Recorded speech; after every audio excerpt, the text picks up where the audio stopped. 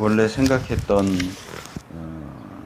말씀 주제가 있었는데 지난주에 제가 설교를 하고 또 설교를 하는 중에 이 문제는 조금 더 이야기를 하는 게 필요하지 않을까라는 생각을 했었는데 주중에 제가 어떤 내용을 보다가 오늘 전할 이 말씀의 기본적인 그 메시지를 발견을 했습니다. 제가 지난주에 교회가 교회다움을 잃어버리면 안 된다. 특별히 이 시대의 어떤 이슈가 되는 무슨 동성애라든가 이슬람이라든지 이런 것들에 너무 몰두하느라고 교회의 교회됨을 놓치면 안 된다라고 하는 말씀을 드렸습니다. 네, 그 말씀을 드리면서 몇몇 사람들이 좀 이상한, 제가 볼 때는 이상한 반응을 보이는 것을 봤습니다. 어떻게 저런 말을 할 수 있지, 목사가? 이 시대의 흐름을 전혀 알지 못하고 어떻게 시대의 흐름에 역행하는 그런 말을 할 수가 있지 하는 그런 표정처럼 보였어요, 저한테는.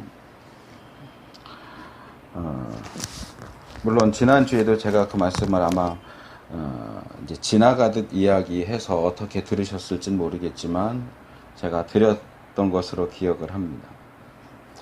교회와 그리스도인들이 동성애를 경계하고 또 이슬람을 경계하고 그런 것들이 이 사회에 들어오거나 또 뿌리 내리는 것을 막기 위해서 노력하는 것은 필요한 일입니다. 그게 불필요한 일이라거나 잘못된 일이라거나 하는 이야기가 아니에요. 그럼 당연히 해야 하는 일입니다. 그런데 저는 한 걸음 더 물러서서 조금 더 큰 그림을 가지고 볼 때 너무 지나치게 하는 게 아닌가라는 생각도 하게 됩니다. 교회의 사명은 동성애를 막는 것이 아니에요.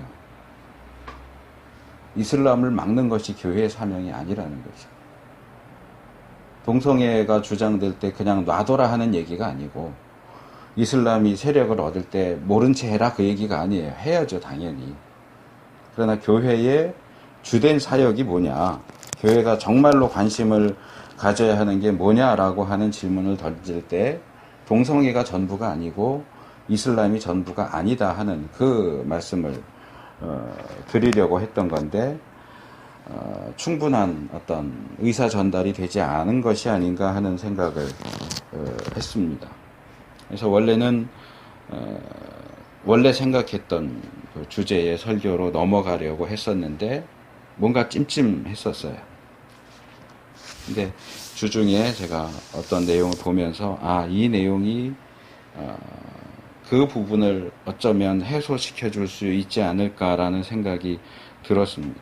오늘 고린도전서 1장 18절에서 29절 말씀을 읽었는데 이 내용을 구체적으로 들어가서 말씀을 드리지는 않으려고 합니다. 여기 있는 내용 중에 우리가 좀 기본적으로 생각해야 할 것 몇 가지만 말씀을 드린다면, 먼저 18절에 보면 십자가의 도가 멸망하는 자에게는 미련한 것이다 하는 말씀이 있습니다. 23절에 보면 십자가에 못 박힌 그리스도가 유대인에게는 거리끼는 것이고 이방인에게는 미련한 것이다 하는 이야기가 나옵니다. 여기서 나오는 유대인에게 또는 이방인에게 라고 하는 것은 세상 모든 사람을 가리킵니다. 유대인은 하나님이 선택한 백성이고 유대인을 제외한 모든 사람들은 이방인에 들어갑니다. 그러니까 이 세상의 모든 사람들에게 이미 율법을 받아 가지고 있는 유대인으로서는 그리스도가 십자가에 죽었다라고 하는 그런 주장은 거리끼는, 받아들이기 힘든 주장이 될 수밖에 없고, 유대인을 제외한 모든 사람들에게는 구원자가 십자가에 죽었다 하는 얘기는 말도 안 되는 바보 같은 미련한 말로 들릴 수밖에 없다 하는 거죠. 물론 그 뒤에 25절로 넘어가면 그러나 하나님의 미련한 것과 약한 것이 사람보다 지혜롭고 강하다. 십자가의 도가, 십자가에 못 박힌 그리스도에 대한 메시지가 잘못된 것이 아니다. 하나님 편에서 볼 때는 그것보다 강한 것이 없고 그것보다 지혜로운 것이 없다. 그것은 세상 사람들에게 문제가 있어서 그것들이 미련하게 보이고 거리끼는 것으로 보이는 것이지 사실은 그렇지 않다 이야기를 합니다. 물론 이것은 어떻게 보면 해명이죠. 해명인데 왜 바울이 사실 하나님의 시각에서 볼 때는 지혜롭고 강한 것인데도 불구하고 세상 사람들 눈에는 거리끼는 것으로 미련한 것으로 보인다 하는 이야기를 굳이 하고 있느냐 하는 겁니다.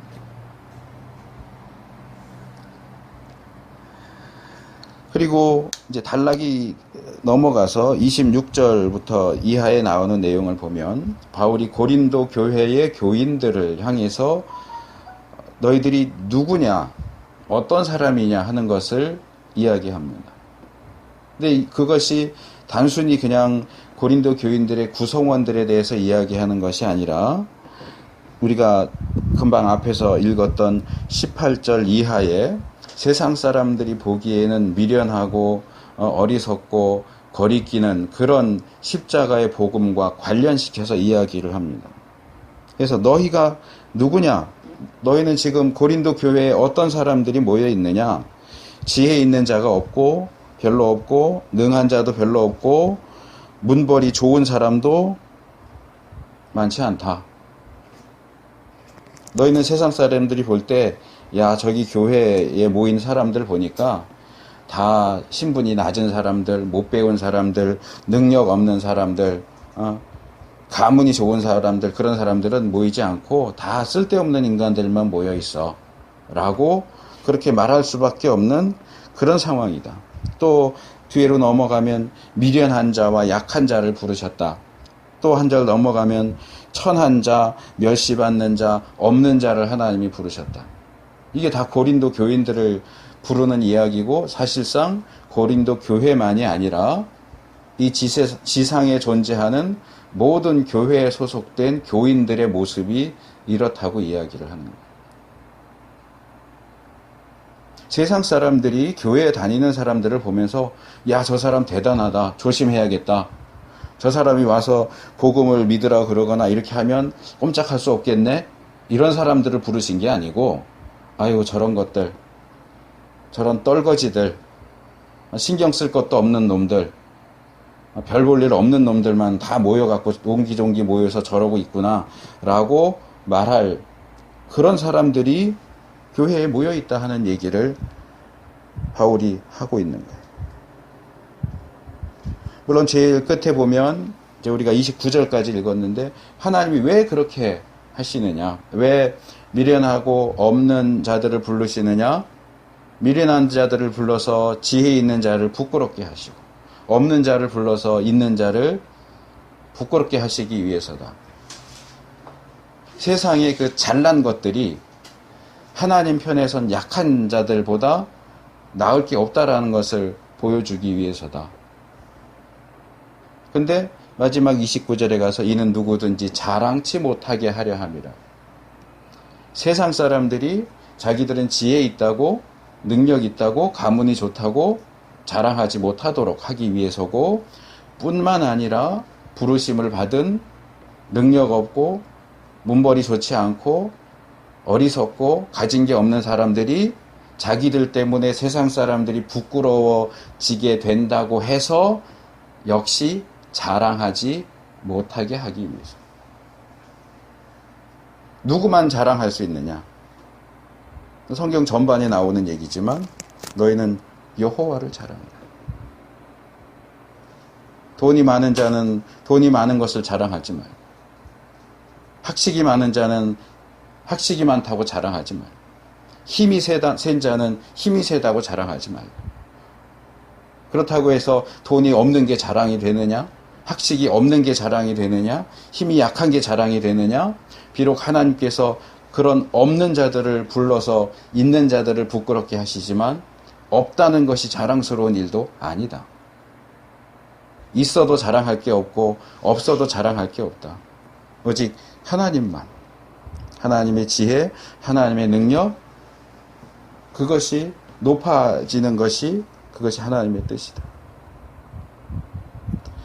그렇다면 이러한 이야기를 하고 있는 지금 바울은 뭘 얘기하고 싶은 것일까? 이 본문이 의미하는 바가 무엇일까? 물론 본문이 짧지 않고 여러 구절이 있기 때문에 그 안에서 우리가 발견할 수 있는 메시지들은 여러 가지가 있는데, 저는 이 부분에 좀 초점을 맞추어서 이 본문이 주는 메시지를 상고해 보려고 그래요. 이것을 질문으로 바꾸어서 질문의 형태로 표현해 보겠습니다. 교회가 세상의 인정과 칭찬을 받는 것이, 또는 인정과 칭찬을 받으려고 하는 것이 옳은 일이냐, 당연한 일이냐 하는 질문.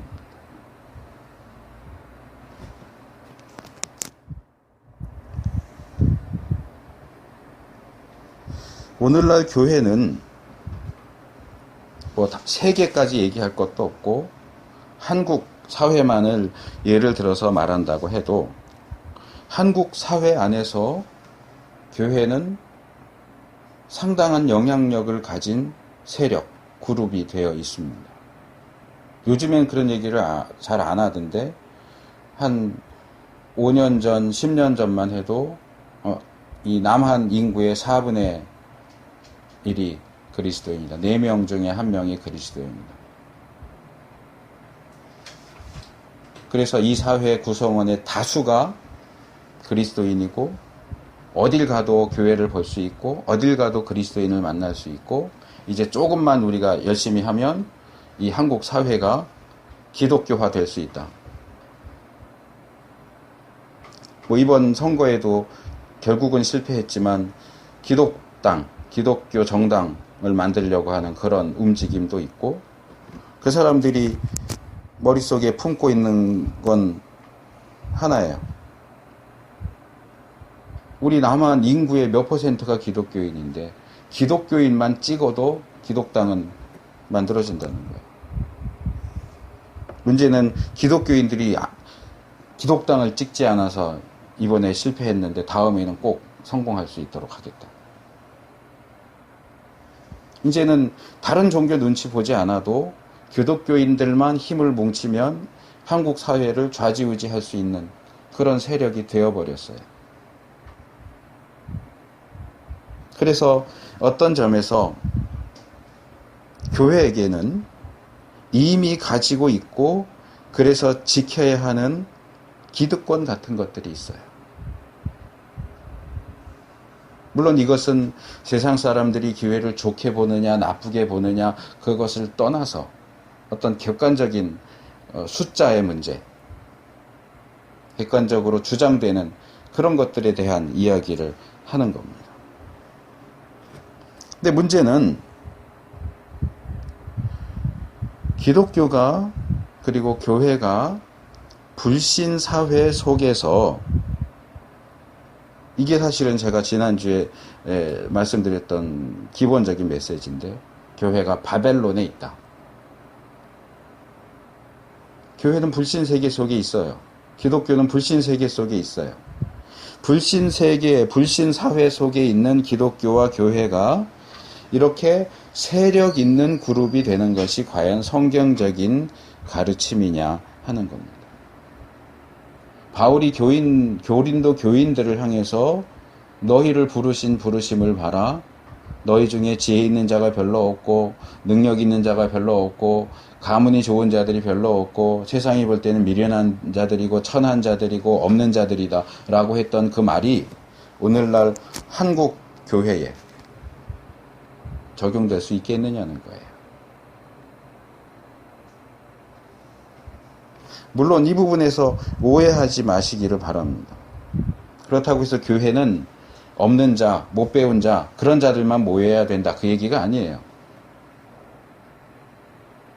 없는 자에게도 구원이 필요하고 있는 자에게도 구원이 필요합니다. 못 배운 자에게도 구원이 필요하고 배운 자에게도 구원이 필요합니다.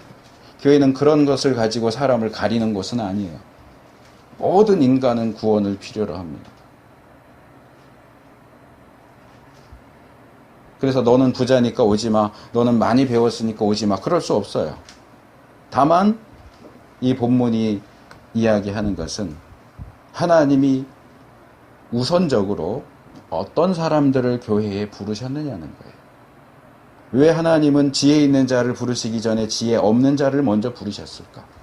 왜 하나님은 능력 많은 자들을 부르시기 전에 능력 없는 자들을 먼저 부르셨을까? 왜 가문 좋은 사람들을 놔두고 가문이라고 내세울 것도 없는 사람들을 먼저 부르셨겠느냐?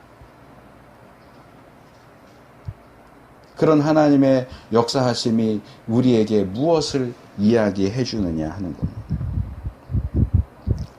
돌아가신 한국 기독 대학생 선교회 CCC, 보통 CCC로 알려져 있는 그 CCC의 김준곤 목사님. 그분은 민족 복음화를 자기의 평생 소원으로 삼고 그분이 쓴 그 기도문이라고 해야 될지 시라고 해야 될지 그 CCM으로도 나왔는데 이 땅에 그리스도의 계절이 오게 하자. 그게 과거 CCC의 슬로건이었어요. 또 요즘에는 또 말일도 많지만 예전에는 제가 참 좋아했던, 지금은 그렇지 않지만 이 불의 공동체 김진홍 목사님, 그분이 한동안 내걸었던 슬로건이 뭐냐면 성서 한국에, 한국을 성서 위에 세우자. 이런 분들이 기본적으로 가지고 있던 생각은 뭐냐 하면 우리 한국을 기독교 국가로 만들자는 거예요. 전도 열심히 해서 우리 대한민국을 기독교 국가로 만들자. 이 한민족을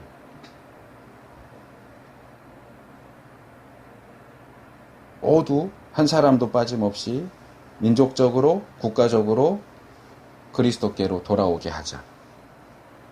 몇 년 이내에. 그때는 뭐 연대도 이렇게 제시하고 그랬어요. 뭐 2000 몇 년 이전에는 복음화 다 시켜야 된다. 뭐 이런 식으로 구호도 만들고 그랬었어요. 근데 저는 이 부분을 좀 다시 생각해 봐야 하지 않겠느냐. 과연 그것이 성경적인 것일까? 이분들이 모델로 삼고 있는 건 성경의 이스라엘이에요.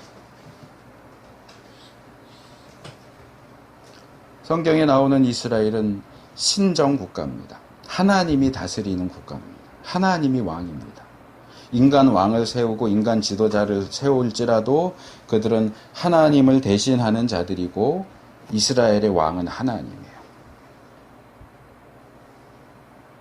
이스라엘에서 행해지는 시행되는 그런 법들이 많이 있지만 그런 모든 법들의 기본, 근본은 율법입니다.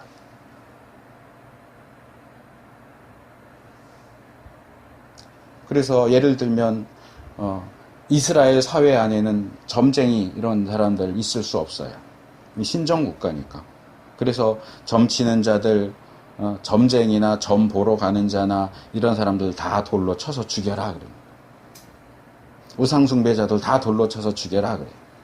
그래서 그런 일들이 실제 역사 속에서 일어나기도 했어요. 그런데 문제는 이스라엘이 신정국가라고 하는 점 때문에 그게 가능했다는 거예요. 근데 우리가 살고 있는 이 사회는 신정국가가 아니에요. 불신사회예요. 바벨론이에요. 그런데 몇몇 지나치게 믿는 사람들은 신정국가인 이스라엘에게 통행됐던 그런 것들을 이 사회에서도 시행하려고 그래요. 근데 떳떳하게 안 하고 밤에 몰래 절간에 들어가서 불상 목을 부러뜨려 놓거나 그런 식으로 우상을 타파해야 된다.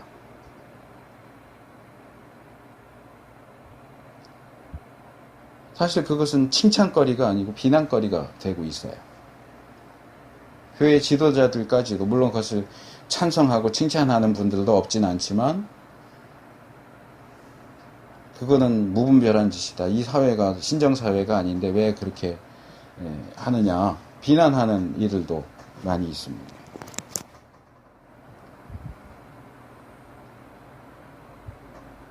일반적인 의미에서 그리고 단순한 의미에서 복음 전도를 하자. 내가 불신 가정에 속해 있는데 나는 예수 믿고 구원받는데 내가 사랑하는 이 가족들은 예수님을 안 믿으니까 지옥 갈 거고 그래서 안타까운 마음으로 어떻게든 내 가정이 내 가족들이 예수님 믿게 해야 하지 않겠느냐 하는 마음을 품고 전도하는 거 전혀 문제될 게 없어요. 오케이예요. 마찬가지로 내가 속한 이 민족, 이 나라가 불신의 그 자세를 계속 취하고 있다가 지옥 가는 거 볼 수 없으니까 안타까워서 어떻게든 이 민족을 그리스도께로 인도하고자 하고 이 나라가 그리스도께로 돌아오게 되기를 위해서 기도하고 노력하고 전도하고 하는 거 오케이예요. 나쁜 거 아니에요. 잘하고 있는 거예요.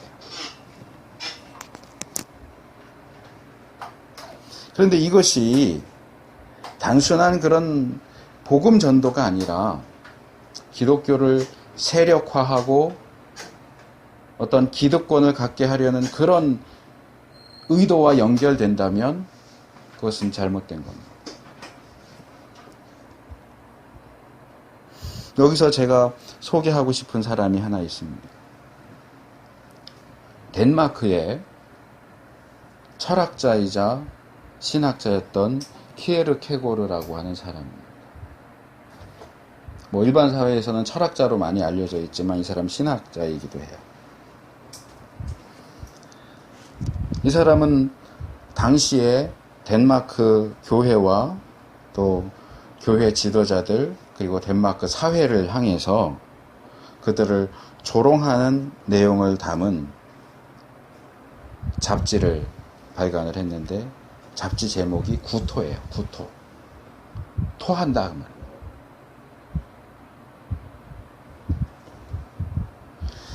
키에르케고르는 하나님께서 자신에게 주신 사명 가운데 하나가 이런 거라고 주장을 했어요.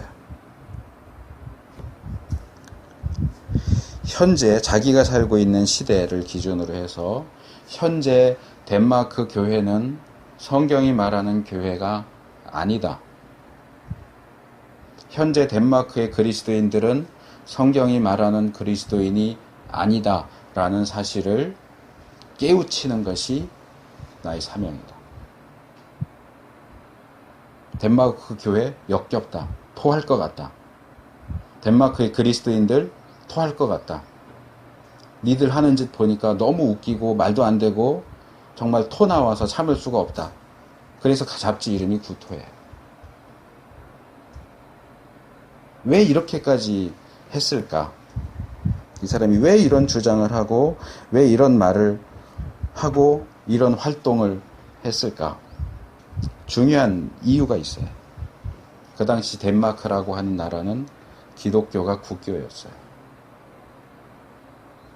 김준곤 목사님이나 김진홍 목사님이 그렇게도 바라는 바로 그런 상태였다는 거예요. 덴마크는 기독교가 국교입니다. 그래서 덴마크에서 태어났다는 사실만으로 그 사람은 그리스도인이에요. 평생 교회 3번밖에 안 가요. 나서 유아 세례 받을 때 한 번 가고 결혼식 할 때 한 번 가고 죽어서 장례식 때 갑니다. 주일 예배 그런 거 없어요. 평생 3번 그렇게 교회 가면서 당신 종교가 뭡니까? 나 기독교인입니다. 왜요? 덴마크는 기독교가 국교거든요. 덴마크에서 태어나는 모든 국민은 기독교인으로 태어나요.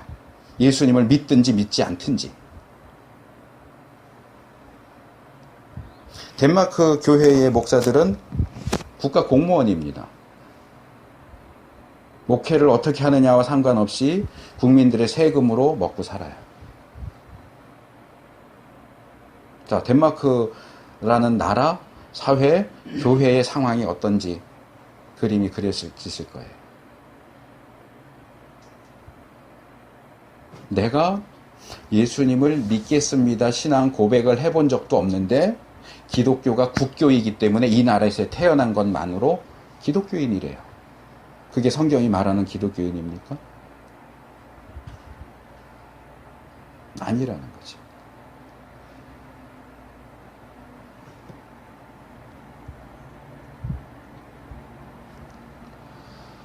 그래서 이 사람은 특별히 예수님 당시 그리고 성경에 기록되어 있는 초대교회 당시의 복음이 신앙이 그리고 교회가 그 당시 사회에서 스캔들 이제 영어로 스캔들 그러면 요즘에는 스캔들 그러면 뭐 연예인들 사이에서 일어나는 일들 뭐 누구가 누구랑 이혼하고 뭐 누가 누구랑 연인 사이고 뭐 이런 것들 이제 스캔들 이렇게 보통 얘기하지만 사실 이 스캔들이라는 이 단어는 헬라어에서 온 거예요. 스칸달로스라고 하는 단어인데 이게 기본적인 뜻이 뭐냐 하면 걸려 넘어진다 그런 말이에요. 그러니까 그 소식을 들으면 어떻게 이럴 수가 말도 안 돼. 실족하고 걸려 예수님도 복음서에서 누구든지 나로 인하여 실족지 아니하는 자가 복이 있다라고 그 실족지라고 번역된 게 이 단어예요. 예수님 당시에 사도들이 활동하던 당시에 초대교회 당시에 복음은 스캔들이에요. 스캔들이에요. 누구도 그걸 듣고 믿어야지 그러지 않아요. 말도 안 돼. 오늘 우리가 읽은 고린도전서에서 바울이 얘기하고 있는 게 그거잖아요. 십자가에 못 박혀 죽은 그리스도는 유대인에게는 거리끼는 것이요 이방인에게는 미련한 것이다. 십자가에 죽은 그리스도, 십자가의 도는 그 시대의 모든 사람들에게 스캔들이었어요. 듣기만 하면 아멘하고 예 믿겠습니다 하고 그럴 수 있는 대상이 아니고 복음이 전해지면 사람들이 보이는 기본적인 반응이 뭐냐 하면 말도 안 돼. 너 지금 농담하는 거지? 웃기지 마. 그런 걸 어떻게 믿어? 이게 그 시대 사람들의 반응이었다는 거예요. 그런데 더 이상 키에르케고르가 살던 덴마크 사회 안에서 복음은 스캔들이 아니에요.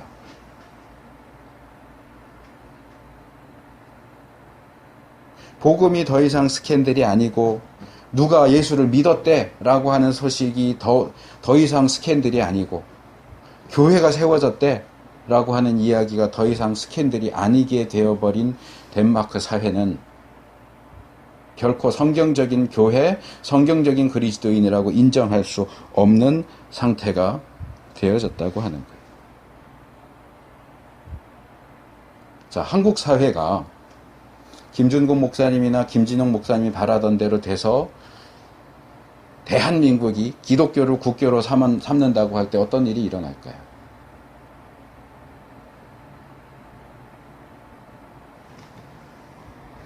뭐 꼭 덴마크의 전철을 따라야 된다, 따를 수밖에 없다 그렇게 말하고 싶지는 않아요.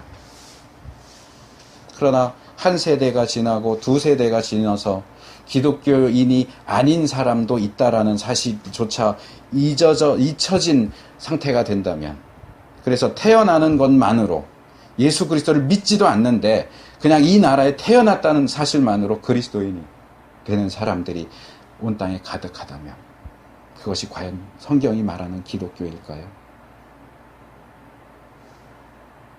물론 우리는 마음속 깊이 간절한 마음으로 우리의 가족과 우리 이웃과 친구들과 우리 주위에 있는 이들이 예수 믿고 구원받기를 소원해야 돼요. 전도해야 됩니다. 제가 이야기하고 싶은 게 뭔지 좀 이해해 주셨으면 좋겠어요.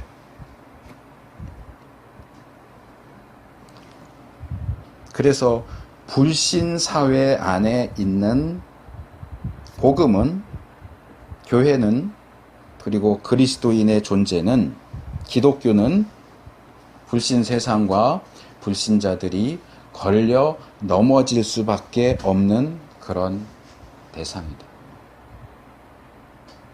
그것이 성경의 가르침이에요. 그래서 교회와 그리스도인은 불신 세상으로부터 미움의 대상이 되는 것이 자연스러운 일이에요. 미움을 받아야 돼요. 무릇 그리스도 예수 안에서 경건하게 살고자 하는 자는 핍박을 받으리라. 이게 정답이에요. 물론 베드로가 말하는 것처럼 우리가 선을 행하는데 핍박을 받는데 참으면 아름다운데 악을 행해서 핍박받아서 참는 거, 그거 뭐가 아름다운 일이겠느냐. 오늘날 한국교회는 선을 행함에도 불구하고 핍박을 받기보다는 악을 행해서 욕을 먹는 경우들이 많아요. 그거는 교회가 잘못하고 있는 거죠. 그렇게 해서 먹는 욕, 그렇게 해서 받는 핍박을 자랑스러워할 이유가 전혀 없어요. 사고가 터지고 사건이 터지면 늘 교회와 관련된 사람들, 직분자들, 목사들, 장로들이에요. 그래서 교회가 욕먹고 개독교라고 욕을 듣는 것은 그건 부끄러운 일이죠. 우리가 세상으로부터 욕먹고 있어. 우리 잘하고 있어. 아니요. 전혀 그렇지 않아요.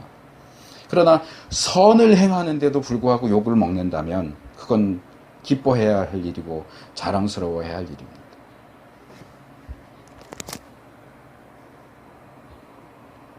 그런데 제가 볼 때 오늘날 한국 교회와 한국 그리스도인들은 최근에 그런 책이 나왔던데 그 책의 제목처럼 미움받을 용기를 잃어버렸어요. 어떻게 해서든지 미움받지 않으려고 노력해요. 어떻게 해서든지 불신사회로부터 인정을 받고 칭찬을 받기를 원해요.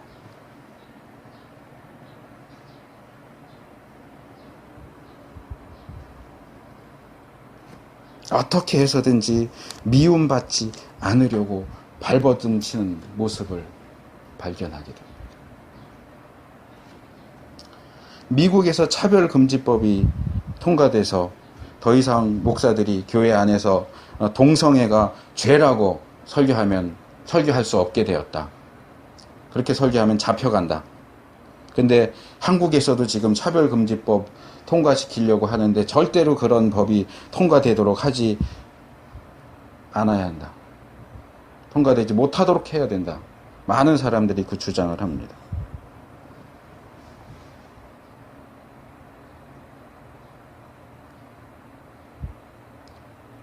거기에 대해서 무관심하고 통과되든지 말든지 만약에 이렇게 한다면 비난을 듣겠죠.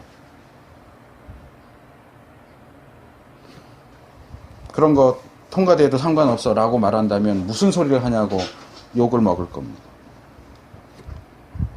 근데 저는 이 질문을 던지고 싶은 거예요. 차별금지법이 통과되면 안 되는 이유가 뭡니까? 차별금지법을 그렇게 반대하는 솔직한 이유가 뭡니까? 저는 차별금지법을 찬성하지도 않아요. 그게 통과돼도 상관없다라고 생각하지 않아요. 그리스도인들이 힘을 합쳐서 막으려고 해야 되고 그 부분에 대해서 저는 전혀 문제가 없다고 생각합니다. 그러나 그 근원적인 부분에 좀 더 들어가서 생각해보자고 하는 거예요. 더 이상 동성애가 죄라고 말할 수 없게 되는 것을 염려하는 겁니까? 동성애가 죄라고 얘기했다가 잡혀갈까봐 무서운 겁니까?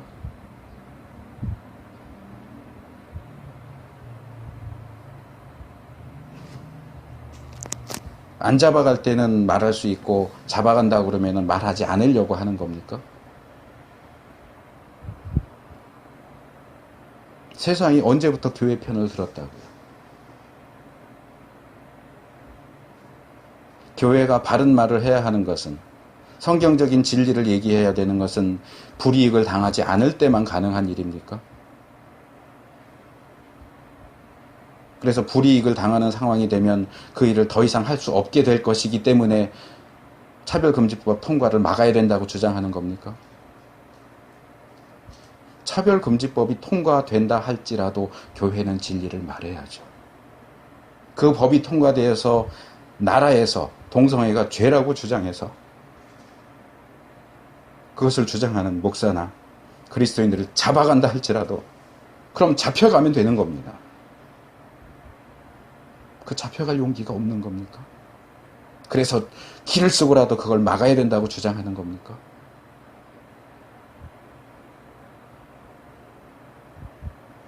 잡아가든 잡아가지 않든 교회는 진리를 말해야 돼요.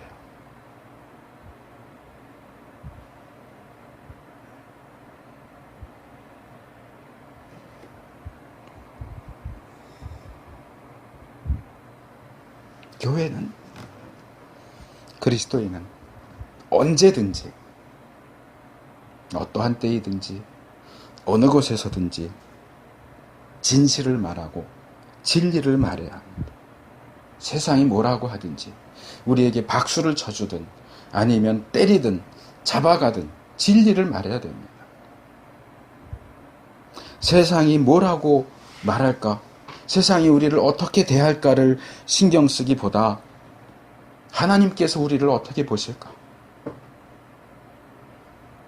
하나님께서 우리를 어떻게 대하실까에 더 신경 써야 하는 것이 교회고 그리스도인입니다.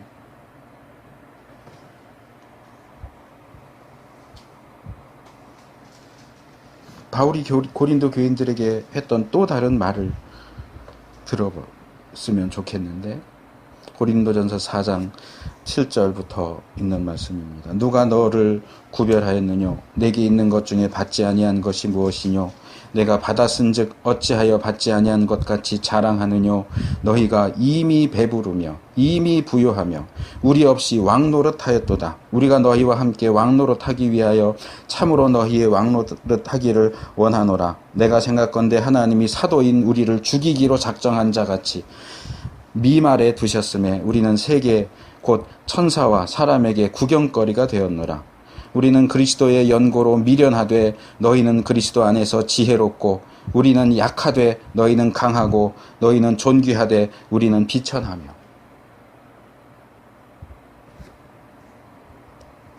한국 교회가, 한국의 그리스도인들이, 참된 하나님의 종들은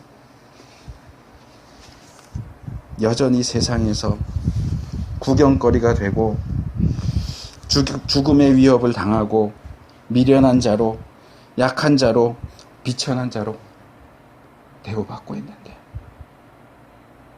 한국 교회가, 한국 그리스도인들이 어느 사이에 이미 배부르고 이미 부여하고 이미 왕노릇하고 있어요. 그 자리를 뺏길까봐 아둥바둥하면서 길을 쓰고 차별금지법 막아야 된다 그럽니다. 물론 차별금지법 반대하는 사람들이 다 그렇다는 얘기는 아니에요.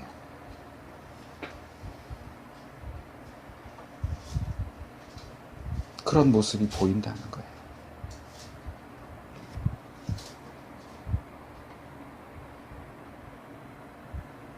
복음의 말씀을 어느 때이든지 어디서든지 누구에게든지 바르게 전하지 못하는 것이 두려운 게 아니라 잡혀갈 게 두려운 거예요.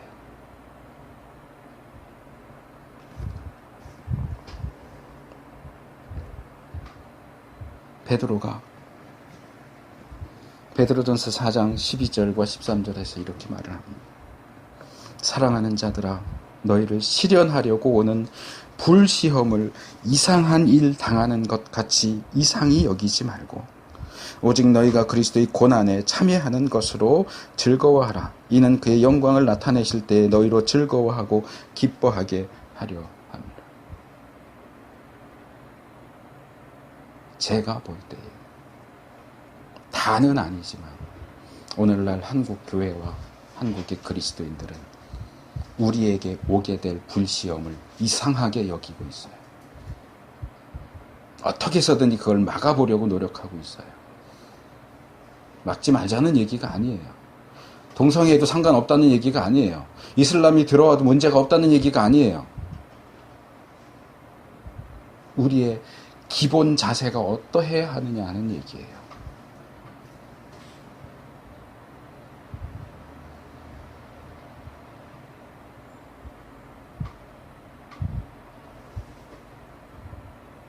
잘못하면 동성애가 죄라고 말했다간 붙잡혀가게 생겼어.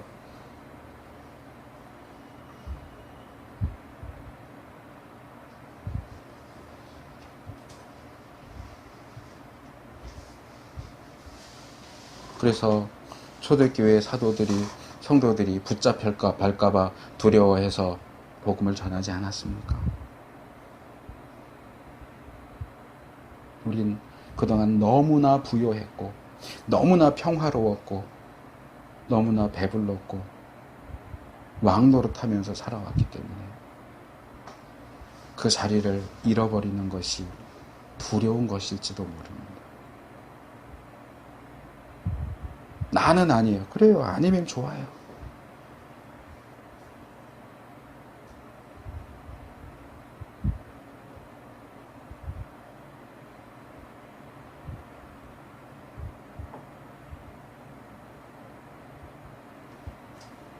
성경이 얘기하는 마지막 때의 모습이 뭡니까? 동성애가 죄라고 해서 붙잡아가는 것뿐만 아니라 예수님이 주님이라고, 예수가 구세주라고 전하는 것 때문에 붙잡혀 가기도 하는 세상이 될 겁니다. 그런 세상이 오지 않도록 막는 게 우선일까요? 붙잡혀 갈지라도 복음을 전하겠다고 각오하고 준비하는 것이 우선일까요?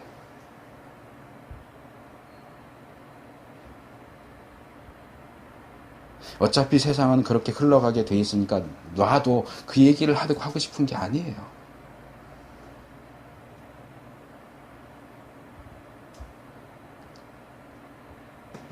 주님이 오실 때 즐거워하고 기뻐하게 되려면 우리는 이 땅에서 불시험을 통과해야 돼요. 불시험이 오는 것을 이상하게 여기지 말아야 돼요. 근데 우리는 이 세상에서 불시험이 오지 않게 하려고, 이 세상에서 즐겁고 기쁘려고, 부유하고 배부르려고, 왕노릇하려고.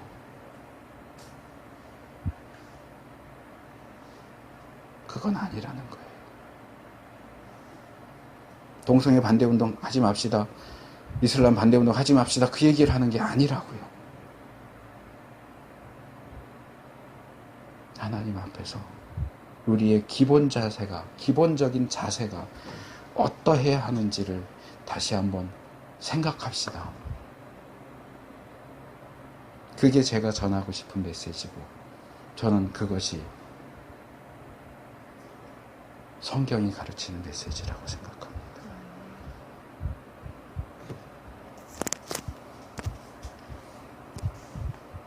기도하겠습니다.